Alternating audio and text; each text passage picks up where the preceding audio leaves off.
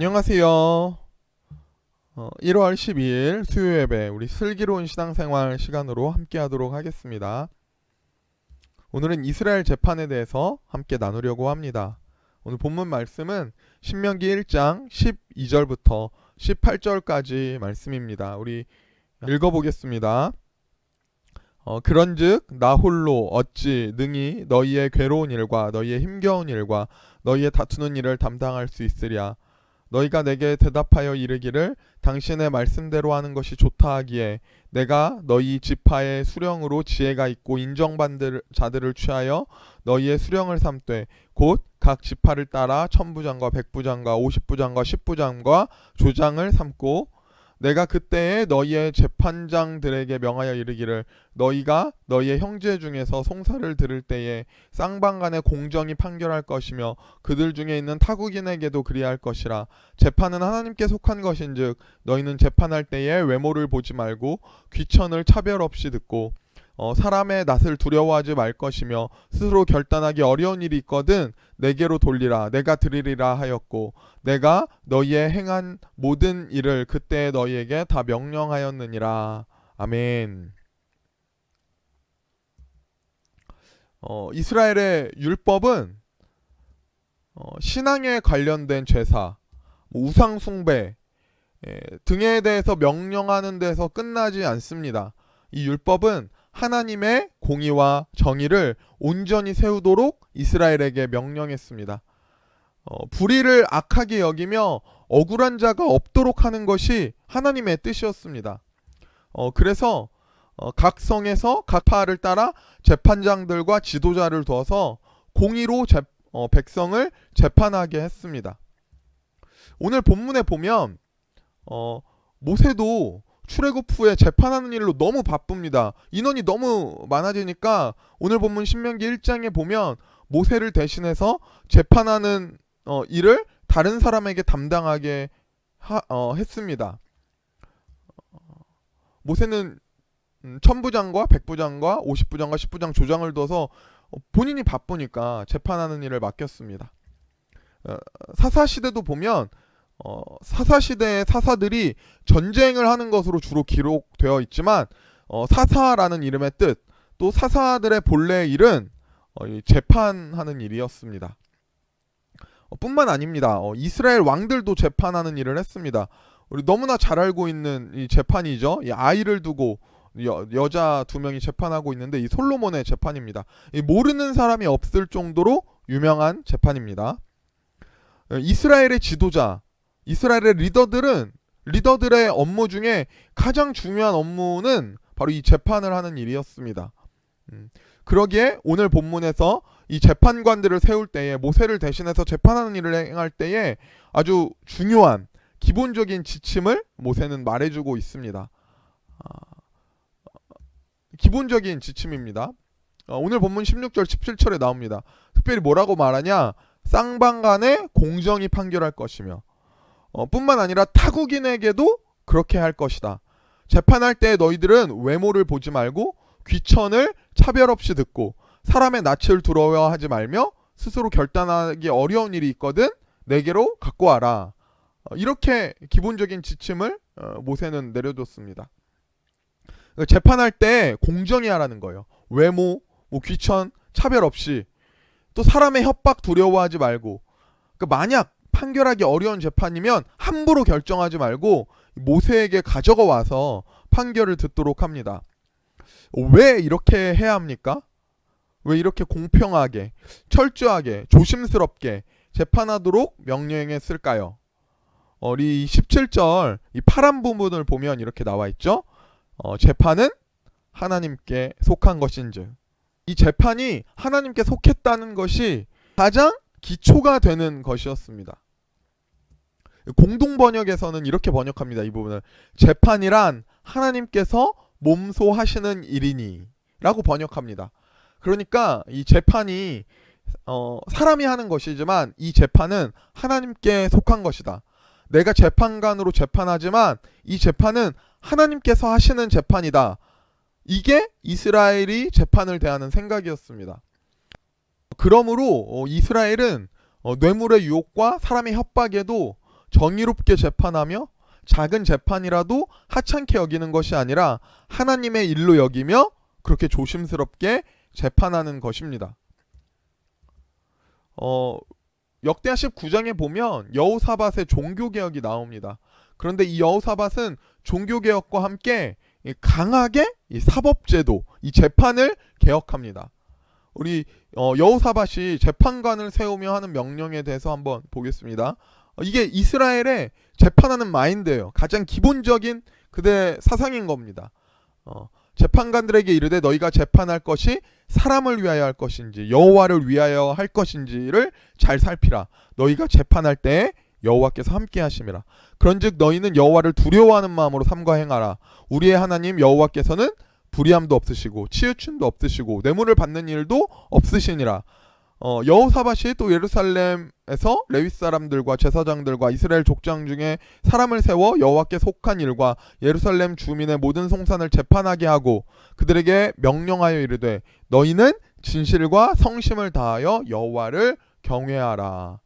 아멘. 예, 이렇게 여호사밧이 재판하는 사람들에게 명령하고 있습니다. 이것을 통해 알 수 있죠. 여호와 하나님이 불의함도 없고 치우침도 없고 뇌물 받는 일도 없으시다. 그러니까 너희도 그렇게 재판해라. 또한 그렇게 진실과 성심을 다해 재판하는 것이 그게 바로 여호와를 경외하는 일이다. 이렇게 말하고 있습니다. 또한 하나님의 선지자들이 힘없이 외치는 겁니다. 너희들 불의하게 재판하지 말고 불의하게 빼앗지 마라. 하나님의 공의와 정의를 세워라. 하나님이 우리의 재판관 되신다. 구약에서는 계속해서 그렇게 선지자들이 이스라엘에게 외치고 있습니다. 이스라엘 역사 속에서 이 재판의 문제를 유심히 들여다보면 알 수 있는 게 있습니다. 이스라엘이 하나님을 떠나고 불순종하고 우상을 섬길 때에 함께 생기는 문제가 있습니다. 함께 생기는 문제는 바로 이 재판의 문제였습니다. 꼭 이 사법기관, 이 재판이 함께 타락했습니다. 생각해 볼 수 있어요.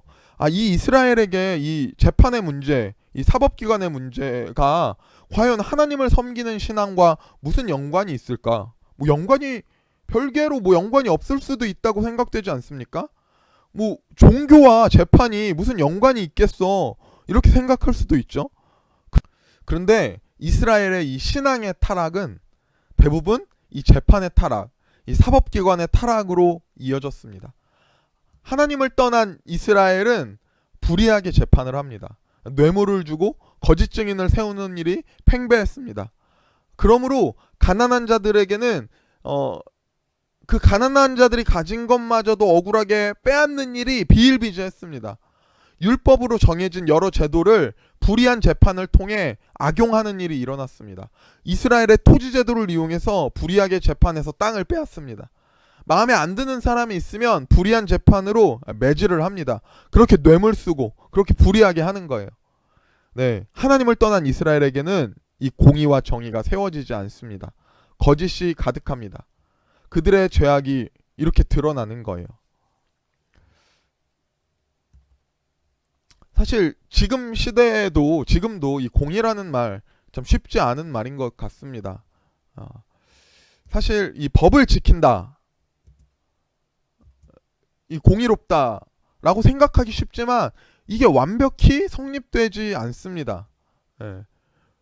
왜냐하면 모든 인간은 죄인이기 때문입니다. 예. 이게 절대 공의로울 수 없는 게 인간이니까요. 그러므로 인간의 시스템은 완벽하지 않습니다. 예, 법이라는 게 항상 최소한이니까요. 말이 공정과 평등이지 실상 각각의 주장은 내 이득을 위해 행동할 때가 많습니다.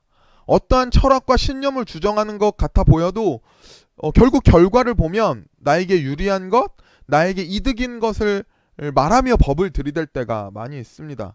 이 법을 지킨다고 다 선한 게 아닙니다. 이스라엘의 사법기관이 타락한 것처럼 이 법을 이용해서도 개인이 이득을 취하니까요.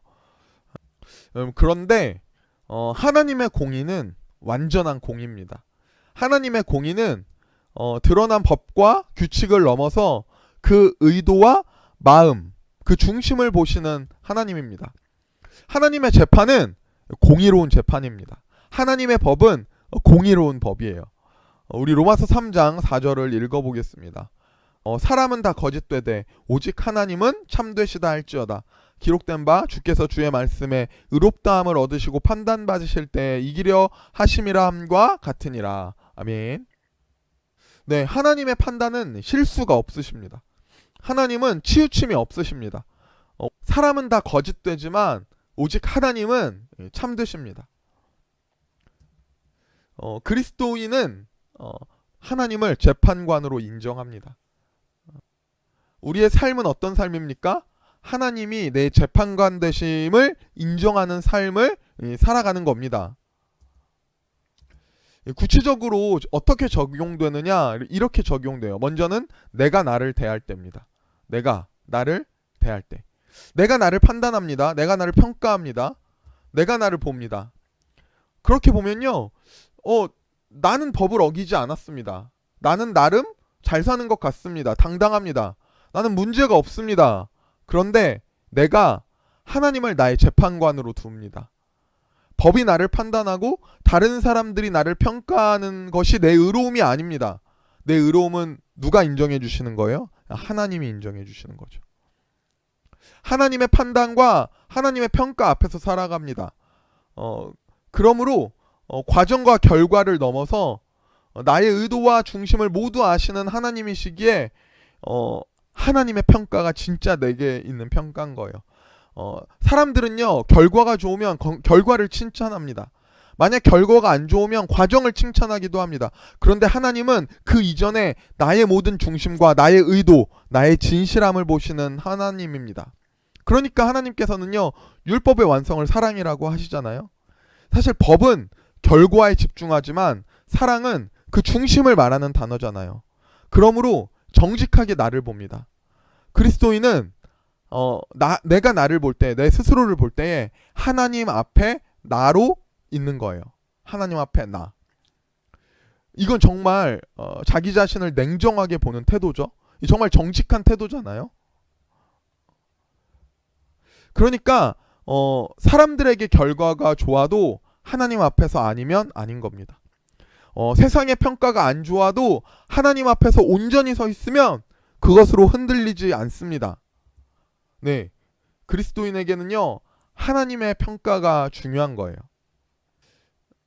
성경에서는요, 하나님께서 우리를 구원하시는 행동을 조금 신학적인 말로 이 칭의라고 합니다. 이 칭의는 뭐냐면 하나님이 나를 의롭다고 칭하시는 법정 용어예요. 재판할 때에 꽝꽝꽝 너 죄 없다, 무죄야, 너 의로워 라고 말하는 거죠. 그런데 내가 내 눈으로 나를 보면 문제가 없을 수 있습니다. 나는 내 삶과 내 모습이 만족스러울 수 있어요. 그런데 내가 하나님의 재판 앞에 섭니다. 그러면 어떤 고백이 나옵니까? 나는 죄인이라는 고백이 나오죠. 하나님의 재판 앞에서 모든 인간은 죄인입니다. 그 심판을 피할 수 없습니다. 나는 죄인입니다. 하나님 앞에서 이 사실은 어떤 방법으로 자기 위안을 삼고 어떻게 변명하려고 해도 피할 수 없는 사실입니다. 그러므로 하나님을 재판관으로 인정하는 믿음의 사람은 예수 그리스도의 죄사함의 은혜를 의지합니다.